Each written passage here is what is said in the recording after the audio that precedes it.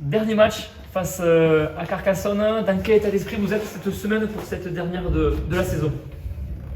On est pour bien finir la saison, remercier les joueurs qui vont nous quitter.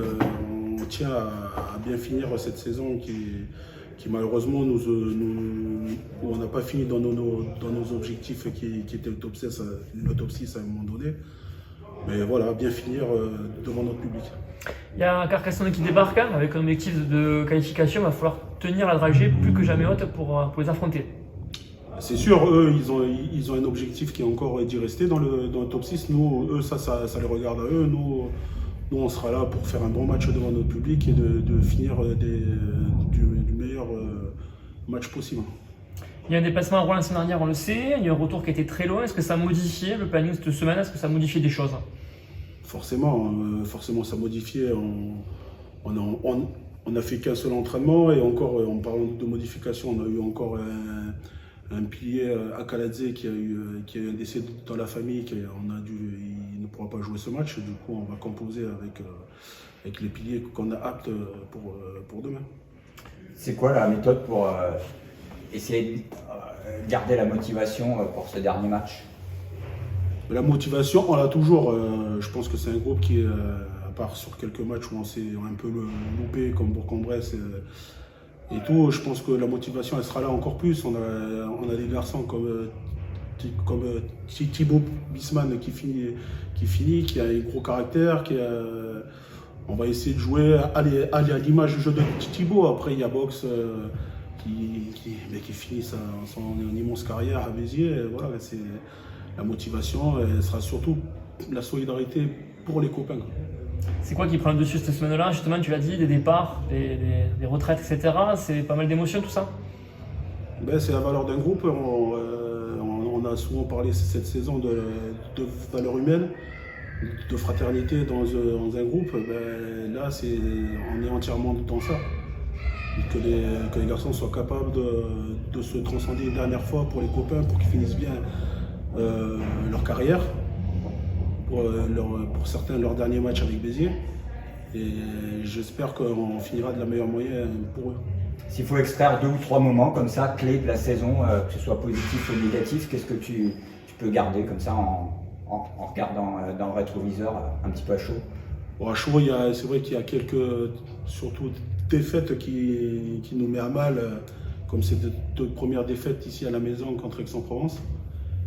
C'est vrai que c'était une défaite cruelle parce qu'on a quand même beaucoup dominé sur le match et à la fin on se fait rattraper. Il y a celle d'Aurillac qui nous manque et puis pour finir, Oyonnax c'est Bourg-en-Bresse. Après Rouen, forcément on aurait pu aller chercher soit le nul, soit la gagne à la fin, mais c'est comme ça. Mais malheureusement cette année, on n'a pas réussi à approcher ce top 6, mais comme depuis le début de saison, beaucoup de jeunes, ils ont besoin de mûrir. Et on espère que cette année aura été que le fruit commence à prendre un peu pour eux, quoi. Et que l'année prochaine, on va essayer d'éviter tous ces petits scories. Il y a un moment charnière où vous vous êtes dit, bon, ça risque d'être compliqué.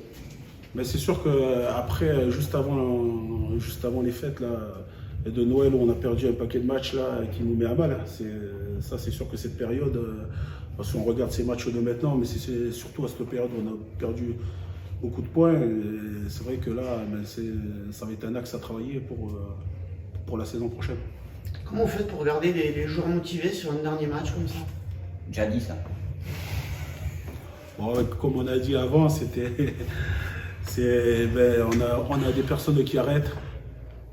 Est-ce qu'il y a un discours particulier? Est-ce que vous leur parlez ou est-ce que c'est naturel? Je pense que c'est naturel parce que le groupe vit bien. Il y a vraiment, franchement, il y a vraiment des bons mecs dans le groupe. Et je pense que on a tous à cœur de bien finir. Comme je le disais avant, il y a Carcassonne qui arrive pour un objectif à eux. Mais nous, on ne se concentre pas sur eux, on se concentre vraiment sur l'objectif, c'est de donner un meilleur visage du club sur cette saison.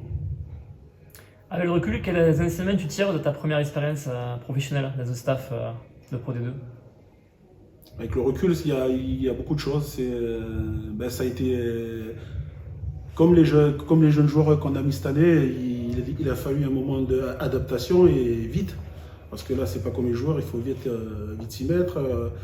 Quand on tombe surtout avec des premières lignes qui sont expérimentées, qui ont une façon de faire depuis des années. Et moi, j'arrive avec une façon où c'est vraiment, on veut donner une image du club qui est des axes de poussée axiale. Même si sur les matchs, sur certains matchs, on commence à se poser la question, est-ce que ça vaut le coup de rester dans la règle, car on voit que les arbitres récompensent souvent ceux qui trichent, mais on ne sortira pas de là parce que la mêlée, c'est quelque chose, ça marche pas comme ça, c'est lent, et ça se travaille. Mais sinon, c'était une bonne expérience.